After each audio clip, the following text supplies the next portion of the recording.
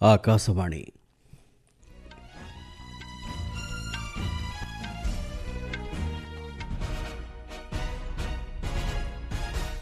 संवाद पढ़ुछंती चंदन घोष। मुख्य संवाद समाजर गरीब तथा अवहेलित लोकंक स्वास्थ्य सेवा प्रति अधिक जत्नवान हेबा लागि डाक्तर मानकु राष्ट्रपति परामर्श। नूतन जातीय शिक्षा नीति माध्यम देशर शिक्षा व्यवस्था को एक समावेशी और समयोपयोगी करा जायछि कहिले प्रधानमंत्री। रक्त एवं जल एकाठी प्रवाहित होई परिबो नाही बोली ऑपरेशन सिंदूर प्रमाण करिछि। राज्यसभा वैदेशिक व्यापार मंत्री मतव्यक्त। मणिपुर रे राष्ट्रपति शासन अवधि को आउ 6 मास वृद्धि करिबा संपर्कित प्रस्ताव लोकसभा रे पारित। एवं NASA ISRO synthetic aperture radar NISAR satellite रो आज इसरो पक्षरु हेला सफल उत्क्षेपण।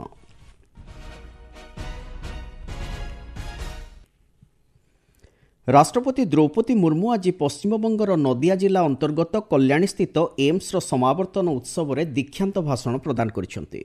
कल्याणी एम्स रु उत्तीर्ण सफल डाक्तर माने गरीब तथा अवहेलित लोकंकर स्वास्थ्य सेवा प्रति अधिक जत्नवान हेबा उपरे श्रीमती मुर्मू गुरुत्व आरोप करिसेंति। से कहिसेंति टीकाकरण के क्षेत्र में पिछले कुछ वर्षों में असाधारण प्रगति हुई है। जेनेटिक मैनिफेस्टेशन की बात अलग है, लेकिन समुचित आहार विहार और जीवन शैली के बल पर अधिकांश स्वास्थ्य समस्याओं को प्रिवेंट किया जा सकता है या उनकी काफी हद तक समाधान भी किया जा सकता है। आपके पास जो लोग चिकित्सा के लिए आते हैं उन्हें आप सब दवा के अलावा जीवन शैली से जुड़ी परामर्श भी दें।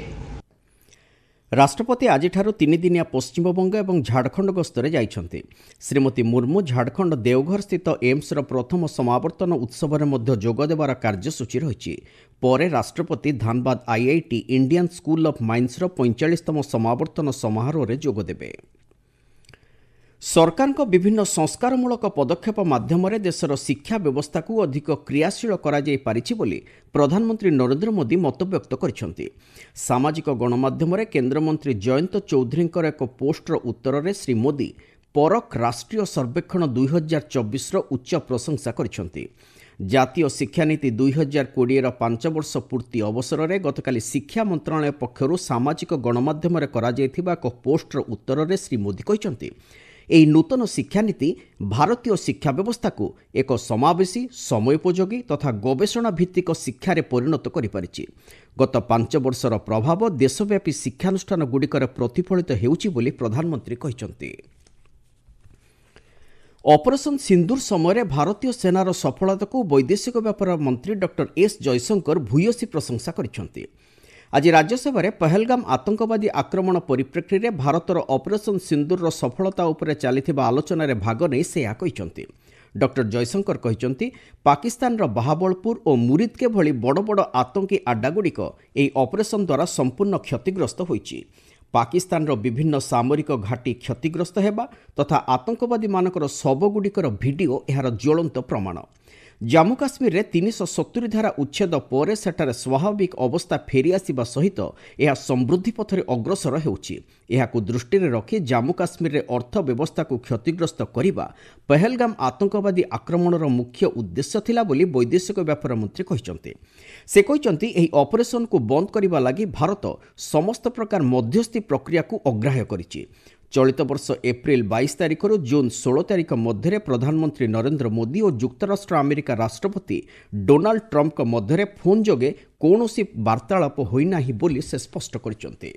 जदि पाकिस्तान आक्रमण करे तेबे एहार पालटा जवाब एक बड़ धरणर प्रति आक्रमण माध्यम दियाजिबो बोली अमेरिकार उपराष्ट्रपति सहित कथबार्ता समय भारत निज पक्ष को स्पष्ट करथिला बोली डॉक्टर जयशंकर कहिसेंति।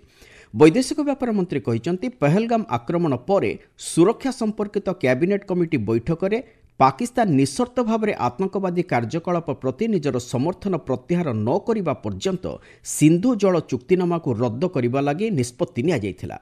1947 मसीहारू भारत सीमापार आतंकवादी समस्यार सम्मुखीन होई आसुछि।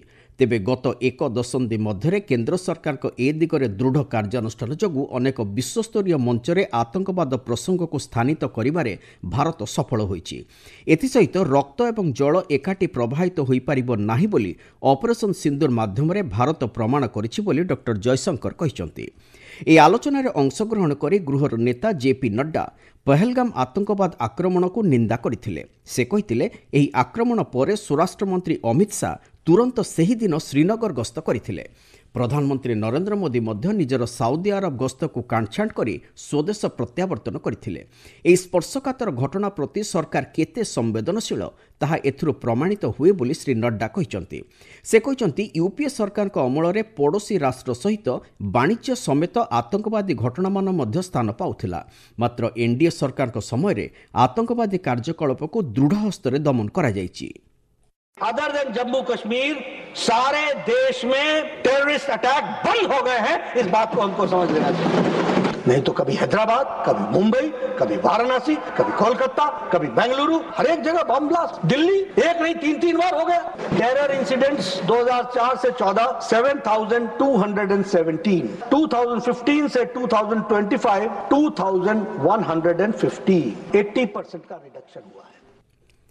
ଏହି ଆଲୋଚନାରେ ଡିଏମ୍କେ, ଟିଏମ୍ସି, ବିଜେଡି, ଆର୍ଜେଡି, ପିଡିପି ଓ କଂଗ୍ରେସ ସମେତ ବିଭିନ୍ନ ରାଜନୈତିକ ଦଳ ସାଂସଦମାନେ ଅଂଶଗ୍ରହଣ କରି ନିଜ ନିଜର ସୁଚିନ୍ତିତ ମତାମତ ବ୍ୟକ୍ତ କରିଛନ୍ତି। ଆପଣମାନେ ସମ୍ବାଦ ଶୁଣୁଛନ୍ତି ଆକାଶବାଣୀରୁ। ମଣିପୁରରେ ରାଷ୍ଟ୍ରପତି ଶାସନ ଅବଧିକୁ ଆସନ୍ତା ମାସ 13 ତାରିଖଠାରୁ ଆଉ 6 ମାସ ବୃଦ୍ଧି କରିବା ସମ୍ପର୍କିତ ଏକ ପ୍ରସ୍ତାବକୁ ଆଜି ଲୋକସଭାରେ ମଞ୍ଜୁରୀ ମିଳିଛି। ସ୍ୱରାଷ୍ଟ୍ର ରାଷ୍ଟ୍ରମନ୍ତ୍ରୀ ନିତ୍ୟାନନ୍ଦ ରାୟ ଏହି ପ୍ରସ୍ତାବ ଆଗତ କରି କହିଥିଲେ ଯେ ମଣିପୁରରେ ଚଳିତ ବର୍ଷ ଫେବୃଆରୀ 13 ତାରିଖ ଦିନ ରାଷ୍ଟ୍ରପତି ଶାସନ ଜାରି କରାଯାଇଥିଲା। ବର୍ତ୍ତମାନର ସ୍ଥିତିକୁ ଦେଖି ଏହାର ଅବଧିକୁ ଆଉ 6 ମାସ ବୃଦ୍ଧି କରିବା ଲାଗି ସେ ଗୃହକୁ ନିବେଦନ କରିଥିଲେ। ଏହି ପ୍ରସ୍ତାବ ଉପରେ ଚାଲିଥିବା ଆଲୋଚନାର ଉତ୍ତର ଦେଇ ଶ୍ରୀ ରାୟ କହିଛନ୍ତି ରାଜ୍ୟରେ ଶାନ୍ତି ଏବଂ ସ୍ଥିରତା ବଜାୟ ରଖିବା ଲାଗି ରାଷ୍ଟ୍ରପତି ଶାସନ ଅବଧିକୁ ବୃଦ୍ଧି କରିବା ଆବଶ୍ୟକ। ମଣିପୁରରେ ରାଷ୍ଟ୍ରପତି ଶାସନ ଜାରି ହେବା ଦିନଠାରୁ କେବଳ ଗୋଟିଏ ସ୍ଥାନରେ ହିଂସା ଦେଖାଦେଇଥିଲା ଏବଂ ଏହି ଘଟଣାରେ ଜଣଙ୍କର ପ୍ରାଣହାନୀ ହୋଇଥିଲା ବୋଲି ସେ କହିଛନ୍ତି। ଶ୍ରୀ ରାୟ କହିଛନ୍ତି ଗତ 4 ମାସ ମଧ୍ୟରେ ରାଜ୍ୟରେ ଆଉ କୌଣସି ଅଘଟଣ ଘଟିନାହିଁ କିମ୍ବା କାହାରି ପ୍ରାଣହାନୀ ହୋଇନାହିଁ। ପ୍ରଧାନମନ୍ତ୍ରୀ ନରେନ୍ଦ୍ର ମୋଦିଙ୍କ ନେତୃତ୍ୱରେ ଉତ୍ତର ପୂର୍ବାଞ୍ଚଳର ବିକାଶ ଲାଗି ସରକାର ବିହିତ ପଦକ୍ଷେପ ଗ୍ରହଣ କରୁଛନ୍ତି। ସ୍ୱରାଷ୍ଟ୍ର ରାଷ୍ଟ୍ରମନ୍ତ୍ରୀ କହିଛନ୍ତି ଗତ 10 ବର୍ଷ ମଧ୍ୟରେ ପ୍ରଧାନମନ୍ତ୍ରୀ 78ରୁ ଅଧିକ ଥର ଉତ୍ତର ପୂର୍ବାଞ୍ଚଳ ରାଜ୍ୟ ଗସ୍ତ କରିଛନ୍ତି। ୟୁପିଏ ଶାସନ ଅବଧି ତୁଳନାରେ ଏନ୍ଡିଏ ସରକାରଙ୍କ ସମୟରେ ହିଂସାତ୍ମକ କାର୍ଯ୍ୟକଳାପ ଉଲ୍ଲେଖନୀୟ ଭାବେ ହ୍ରାସ ପାଇଛି। ମଣିପୁରରେ ଆଲୋଚନା ମାଧ୍ୟମରେ ଶାନ୍ତି ଓ ସ୍ଥିରତା ପ୍ରତିଷ୍ଠା ଲାଗି ସରକାର ଉଦ୍ୟମ ଜାରି ରଖିଛନ୍ତି ବୋଲି ଶ୍ରୀ ରାୟ କହିଛନ୍ତି। ଏହି ଆଲୋଚନାରେ କଂଗ୍ରେସ, ସମାଜବାଦୀ ପାର୍ଟି ଓ ଟିଡିପିର ସାଂସଦମାନେ ଭାଗ ନେଇଥିଲେ। ଏହି ଆଲୋଚନା ପରେ ଲୋକସଭାକୁ ଆସନ୍ତାକାଲି ପର୍ଯ୍ୟନ୍ତ ମୁଲତବୀ ରଖାଯାଇଛି। ଭାରତୀୟ ମହାକାଶ ଗବେଷଣା ସଂଗଠନ ଇସ୍ରୋ ପକ୍ଷରୁ ଆଜି NASA ISRO synthetic aperture radar NISAR ସ୍ୟାଟେଲାଇଟ୍ର ଉତ୍କ୍ଷେପଣ କରାଯାଇଛି। ଶ୍ରୀହରିକୋଟାସ୍ଥିତ ସତୀଶ ଧାୱନ ମହାକାଶ କେନ୍ଦ୍ରରୁ ଆଜି ପୂର୍ବ ନିର୍ଦ୍ଧାରିତ ସମୟରେ GSLV F-16 ରକେଟ୍ ମାଧ୍ୟମରେ ଏହି ସ୍ୟାଟେଲାଇଟ୍କୁ ଉତ୍କ୍ଷେପଣ କରାଯାଇଛି। ଏଥିପାଇଁ ଗତକାଲି ଅପରାହ୍ନ 2:10 ଅବଗଣନା ଆରମ୍ଭ ହୋଇଥିଲା। ପ୍ରତି 12 ଦିନରେ ସମଗ୍ର ପୃଥିବୀକୁ ତର୍ଜମା କରିବା ଏହି ମିଶନର ଲକ୍ଷ୍ୟ।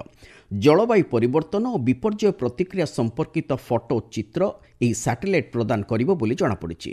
ପ୍ରାକୃତିକ ବିପର୍ଯ୍ୟୟ, ପରିବେଶଗତ ଅବକ୍ଷୟ, ଭୂକମ୍ପ ଭଳି ଗତିଶୀଳ ପ୍ରକ୍ରିୟାଗୁଡ଼ିକୁ ଏହି ସ୍ୟାଟେଲାଇଟ୍ ନିରୀକ୍ଷଣ କରିବା ସହିତ ଏ ସମ୍ପର୍କିତ ତଥ୍ୟ ପ୍ରଦାନ କରିବ।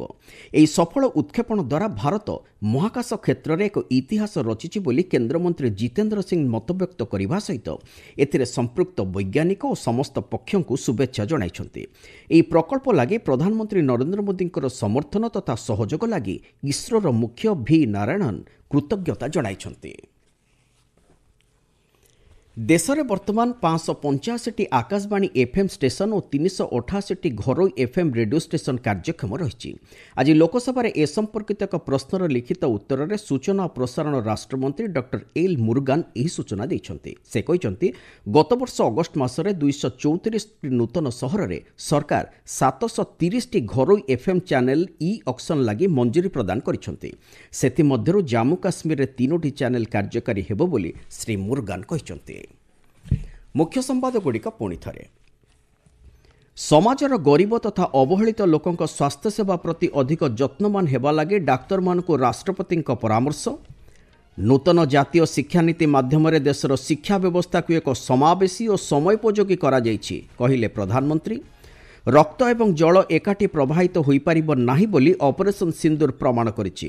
ରାଜ୍ୟସଭାରେ ବୈଦେଶିକ ବ୍ୟାପାର ମନ୍ତ୍ରୀଙ୍କ ମତବ୍ୟକ୍ତ ଏବଂ ମଣିପୁରରେ ରାଷ୍ଟ୍ରପତି ଶାସନ ଅବଧିକୁ ଆଉ 6 ମାସ ବୃଦ୍ଧି କରିବା ସମ୍ପର୍କିତ ପ୍ରସ୍ତାବ ଲୋକସଭାରେ ପାରିତ। ସମ୍ବାଦ ଶେଷ ହେଲା।